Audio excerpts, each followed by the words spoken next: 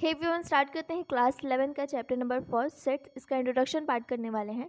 पहला टॉपिक है union of sets. इसके पिछले वीडियो में मैंने इसकी पूरी डिटेल बताई हुई है यूनियन ऑफ सेट्स के बारे में, तो इसमें मैं थोड़ा सा रिकैप कराऊंगी क्या होता है। Combining the elements of the set means कि दो सेट्स दिए होंगे, उनके एलिमेंट को आपको क्या करना है, कंबाइन करना है। तो जो नया सेट बन के आएगा उसको हम क्या बोल देंगे, यूनियन ऑफ सेट। और इसका जो सिंबल होता है वो यू जैसा होता है। जैसे एग्जाम्पल में यहाँ पे दिया हुआ है a इज इक्वल टू 2 4 6 8। एक सेट दिया हुआ है a और b इज इक्वल टू 6 8 10 12, ये दूसरा सेट दिया हुआ है।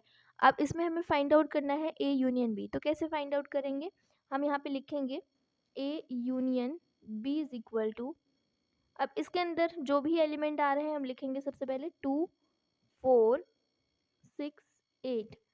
अब इसके अंदर देखना पड़ेगा हमें 6 8, ये जो 6 8 दोनों के अंदर एलिमेंट है तो उसको हम एक ही बार लिखेंगे। और बाकी जो एलिमेंट बच जा रहे हैं, जैसे यहाँ पे 10 है 12 है नहीं आया है, तो उसको भी हम क्या कर लेंगे, इसके अंदर लिखेंगे, इंक्लूड कर लेंगे। तो ये जो अपना सेट तैयार होगा वो कैसा सेट तैयार होगा, एक यूनियन ऑफ सेट, मतलब A union B is equal to 2 4 6 8 10 12। इसका मतलब ये होता है, यूनियन का मतलब ही होता है कि सबको साथ में कर लेना। और अगर दो सेट दिए हुए हैं, दो या तीन जो भी सेट दिए हुए हैं, अगर उसके अंदर रिपीटेड एलिमेंट है तो उसको हम एक ही बार लिखेंगे। ओके, तो यहाँ पे हम जो मेन यहाँ पे करने वाले हैं properties of the operation of union. तो हम यहाँ पे प्रॉपर्टीज करने वाले हैं यूनियन का। पहला है कि A union B is equal to B union A. ये होता है कम्यूटेटिव लॉ। मतलब कि आप अगर ए यूनियन बी निकाल रहे हो तो अगर उसका उल्टा लिखोगे बी यूनियन ए, तो वो क्या हो जाता है, कम्यूटेटिव लॉ होता है, वो बराबर होता है। ठीक है, एग्जाम्पल के तौर पे अगर मैं यहाँ पे समझाऊँ, फॉर एग्जाम्पल जैसे मैंने ए इज इक्वल टू एक सेट ले लिया 1 2 3, और बी इज इक्वल टू ले लिया 3 4। तो यहाँ पे जो मैं ए यूनियन बी निकालूंगी, ए यूनियन बी मतलब ए के अंदर एलिमेंट 1 2 3, बी के अंदर चेक करेंगे तो 3 तो आ गया, दोनों में 3 कॉमन है तो 3 को हम स्किप कर देंगे, एक ही बार लिखेंगे, और यहाँ पे हम 4। तो ये बन गया ए यूनियन बी। अगर इसका जस्ट उल्टा निकालना है बी यूनियन ए, तो बी के अंदर सबसे पहले एलिमेंट जो है उसको लिख लो पहले, 3 4 अब इसमें चेक करते हैं, 3 तो आ गया है, किसकी कमी है, 1 और 2 की। तो यहाँ पे देखो, जो ए यूनियन बी और बी यूनियन ए हमने जो दोनों निकाला है वो दोनों सेम है। इसके अंदर जो एलिमेंट आए हुए हैं वो दोनों सेम है। हाँ, ऑर्डर चेंज हो सकते हैं, उससे हमें फ़र्क नहीं पड़ता है। 1 2 3 4 आया हुआ है, यहाँ पे 3 4 1 2 आया हुआ है, तो इनके ऑर्डर चेंज हो गए, बट हमारे जो एलिमेंट है हम वही देखना है कि इसके अंदर सेम एलिमेंट आने चाहिए। तो यहाँ पे इसी को क्या बोलते हैं हम, कम्यूटेटिव लॉ बोलते हैं। ओके, नेक्स्ट दिया हुआ है ए यूनियन बी पूरे ब्रैकेट, फिर union C is equal to A union, फिर पूरे ब्रैकेट बी यूनियन सी। ये चीज़ हमें दी हुई है, मतलब यहाँ पे हमें 3 सेट लेना है, 3 सेट लेना है और हमें ऐसे करके दिखाना है, तो उसको हम बोल देते हैं एसोसिएटिव लॉ। तो जैसे मैंने यहाँ पे एग्जांपल लिया है ए बी, और मैं मान लेती हूँ तीसरा सी।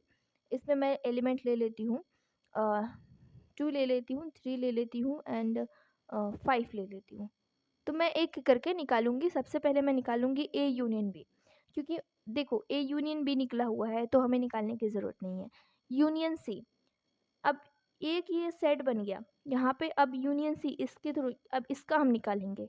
तो यहाँ से मैं निकालूंगी ए यूनियन बी, ये एक सेट है, यूनियन सी इसका निकालेंगे। तो ये जितने भी एलिमेंट है इसके अंदर हम लिखेंगे 1 2 3 4। अब इसमें चेक करेंगे 2 3 तो आ चुका है, बस 5 की कमी है, तो ये हो जाएगा A union B union C, ये निकल के आ गया। अब दूसरी चीज़ है ए यूनियन फिर बी यूनियन सी। पहले जो ब्रैकेट के अंदर है उसको हम फाइंड आउट कर लेंगे, बी यूनियन सी, इसको हमें चेक करना है कि इक्वल आ रहा है कि नहीं आ रहा है। तो बी यूनियन सी सबसे पहले निकालेंगे, तो हमारा काम रहेगा बी यूनियन सी निकालने का। तो इस केस के अंदर देखेंगे हम, जो भी एलिमेंट है 3 4 यहाँ पे 2 आ रहा है, 3 वापस कॉमन है दोनों में, तो एक ही बार लिखेंगे, और 5। तो ये सिर्फ बी यूनियन सी निकल के आया है। अभी हमारा केस रहेगा ए यूनियन बी निकालना है, A union B union C. तो ये एक सेट रहेगा और ये एक ही सेट रहेगा। तो ए के अंदर जो एलिमेंट है उसको हम लिखेंगे, ए के अंदर जो एलिमेंट है ए के अंदर 1 2 और 3, और जो बी यूनियन सी हमने निकाला इसके अंदर देखेंगे 2 और 3 रिपीटेड है, हम फिर जो बाकी है उसको हम लिखेंगे। अब देखो ये दोनों केस में क्या आ गए, इक्वल आ गए, तो इसको हम बोलते हैं एसोसिएटिव लॉ। ओके, नेक्स्ट है A union phi is equal to A, मतलब कि अगर आप सेट ए के मतलब कोई सेट ए है उसके फाई के साथ अगर निकाल रहे हो तो उसका जो आंसर आएगा वो ए आएगा, जिसको हम लॉ ऑफ आइडेंटिटी एलिमेंट भी बोलते हैं। कैसे आएगा, जैसे ये एग्जांपल लेती हूँ, ए इज इक्वल टू 1 2 3 दिया हुआ है, एक सेट दिया हुआ है 1 2 3 और 5 मतलब क्या होता है, अगर इसको ऐसा भी लिख सकते हो, मतलब इसके अंदर कोई भी एलिमेंट नहीं है। तो अगर इसका आप यूनियन निकालोगे ए यूनियन 5, तो इसके अंदर जो एलिमेंट आएंगे यही तीनों आएंगे 1 2 3, तो ये किसके बराबर है, ए के बराबर है। इसलिए हम ऐसा लिखते हैं कि जो ए यूनियन 5 है वो ए के बराबर है, मतलब लॉ ऑफ आइडेंटिटी मीन्स कि जो हमारा आंसर था जो सेट के अंदर एलिमेंट था वही सेम आ जाएगा। फिर इसके बाद ए यूनियन ए, अगर खुद के साथ ही यूनियन निकालते हो, मीन्स कि जैसे सेट ए है, सेट ए के साथ ही फिर यूनियन निकालते हो, तो उसका जो आंसर आएगा वो ए ही आएगा। सिंपल सी बात है, अगर हम ए यूनियन ए कर रहे हैं मतलब इसके अंदर जो एलिमेंट है 1 2 3 वही सेम ही आने वाले हैं, मतलब वो ए के बराबर ही आएगा। ओके, यहाँ पे अब दिया हुआ है universal set union A, universal set के अंदर मतलब कि जिसको ये जो लॉ है इसको हम बोलते हैं आइडेम्पोटेंट लॉ, ठीक है, idempotent law.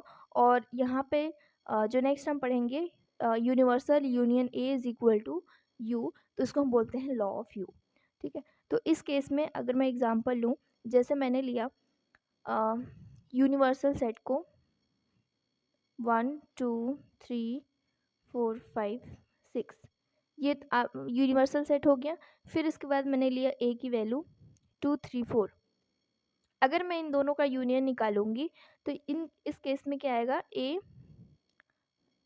You union A, इस केस में आएगा तो ये सारे एलिमेंट आ जाएंगे, तो 1 2 3 4 5 6, और हम चेक करेंगे 2 3 4, तो 2 3 4 इसके अंदर आ गए हैं तो उसको हमें वापस लिखने की ज़रूरत नहीं है। तो ये किसके बराबर है, तो ये यूनिवर्सल सेट के ही बराबर है, तो इसलिए हम इसे बोलते हैं law of you. Okay, next topic है, दूसरा ऑपरेशन है इंटरसेक्शन ऑफ सेट। तो इंटरसेक्शन ऑफ सेट क्या मतलब होता है, हम जो यूनियन पढ़ रहे थे, यूनियन में मतलब सेट्स को क्या कर रहे थे, कंबाइन कर रहे थे। इस केस में क्या होगा, मतलब सेट के जो एलिमेंट रहते थे उनको हम कंबाइन कर रहे थे। इंटरसेक्शन ऑफ सेट में क्या होगा, जो कॉमन एलिमेंट है इन द सेट, दो सेट रहेंगे उसमें से जो दोनों में कॉमन रहेगा बस उसी को निकालना है, और इसका जो सिंबल रहेगा उल्टा यू करके आप बनाओगे, ठीक है। तो यहाँ पे एग्जाम्पल्स दिए हुए हैं, करते हैं हम लोग। जैसे यहाँ पे फर्स्ट एग्जाम्पल दिया हुआ है, A is equal to 2 4 6 8, B is equal to 6 8 10 12। अब हमें ये चेक करना है कि इन दोनों सेट्स में कौन से दो एलिमेंट का, सॉरी दो एलिमेंट नहीं, इनमें से कौन से एलिमेंट्स कॉमन आ रहे हैं। तो यहाँ पे 2 4 इसके अंदर नहीं है, 6 8, तो यहाँ पे 6 8 है और यहाँ पे 6 8 है, यही दो एलिमेंट है कॉमन आ रहे हैं।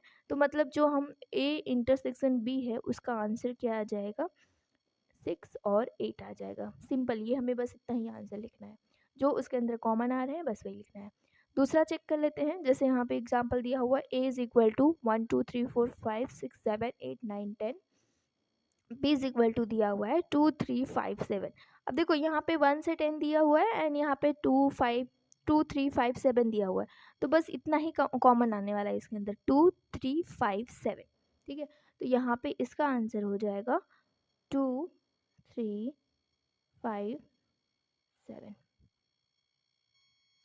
ओके, अगर मैं इसकी डेफिनेशन बोलूँ इंटरसेक्शन की, the intersection of two sets A and B is the set of all those element which belongs to both A and B, मतलब कि ऐसे एलिमेंट का सेट जो कि दोनों सेट से क्या होना चाहिए, बिलोंग होने। अगर मैं दो सेट मान लेती हूँ ए और बी, तो ए और बी दोनों सेट के अंदर वो एलिमेंट आने चाहिए।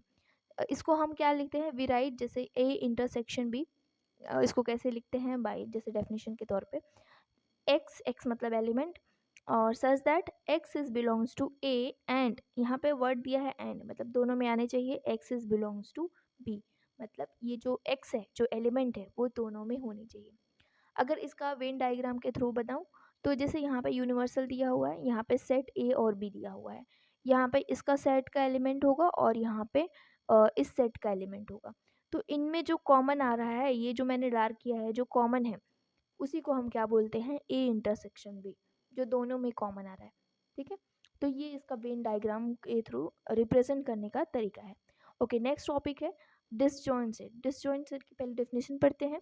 If A and B are two sets such that A intersection B is equal to 5, then A and B are called disjoint set. इसका क्या मतलब हुआ कि अगर आपको दो सेट दिए हुए हैं ए और बी, उनके अंदर अगर एक भी एलिमेंट कॉमन नहीं आ रहे हैं तो उसको हम क्या बोल देंगे, उस सेट को हम क्या बोल देंगे, डिसजॉइंट सेट।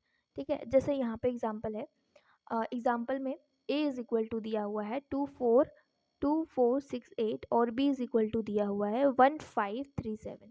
अब इस केस के अंदर, इस दोनों सेट के अंदर 2, इसमें भी 2 नहीं है, 4 नहीं है, 6 नहीं है, 8 नहीं है, मतलब इसके भी एलिमेंट इसके अंदर नहीं है। तो इसका मतलब यहाँ से ये हमें पता चला कि ये जो दोनों सेट्स हैं वो कैसे हैं, डिसजॉइंट सेट है, क्योंकि इनका जो इंटरसेक्शन आ रहा है वो कैसा आ रहा है, 5 आ रहा है, मीन्स कि इनमें कोई भी कॉमन एलिमेंट नहीं आ रहे हैं, तो इसलिए हम इसको बोल देते हैं डिसजॉइंट सेट। अगर इसको तरीका है रिप्रेजेंट करने का वेन डायग्राम के थ्रू, तो यहाँ पे हम रेक्टेंगल से हम जानते हैं यू से डिनोट करते हैं, और मोस्टली मतलब यूजली हम सर्कल लेते हैं जो बाकी सेट सबसेट होते हैं उनको डिनोट करने के लिए, रिप्रेजेंट करने के लिए। तो यहाँ पे जैसे ए सेट ए दिया है, सेट बी दिया है, कोई इनके बीच में कोई कनेक्शन नहीं है, इसका मतलब ये है कि इनके बीच में कोई भी एलिमेंट कॉमन नहीं है। ठीक है, तो ये होता है वेन डायग्राम के थ्रू रिप्रेजेंटेशन करने का डिसजॉइंट का।